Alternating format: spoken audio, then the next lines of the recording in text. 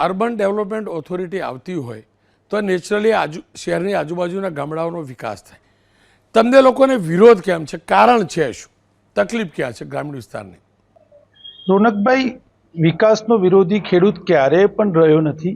જ્યારે પણ જરૂર પડી છે, અમારા બાપ દાદાઓએ જ્યારે પણ ડેમમાં જરૂર પડી હોય, કેનાલમાં જરૂર પડી હોય, રોડ રસ્તાઓમાં જરૂર પડી હોય કે રેલવેમાં જરૂર પડી હોય, અમારા બાપ દાદાઓએ ખેડૂતે જ્યારે પણ જરૂર પડી ત્યારે જમીન આપી છે.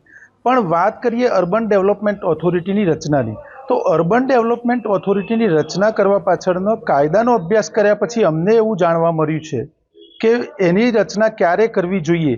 તો એની પાછળ મહત્વના 3 કારણો છે કે ત્યાં કોઈ મોટું વસ્તીનું દબાણ હોય, ઇન્ડસ્ટ્રીયલ કોરિડોર આવી રહ્યો હોય, હાઈવેને લગતો કોઈ કોરિડોર આવી રહ્યો હોય અને એવી કોઈ જરૂરિયાત ઊભી થાય કે વસ્તીનું દબાણ એવું મોટા પાયે એ વિસ્તારમાં ઊભું થયું હોય તો અર્બન ડેવલપમેન્ટ ઓથોરિટીની રચના કરવી જોઈએ.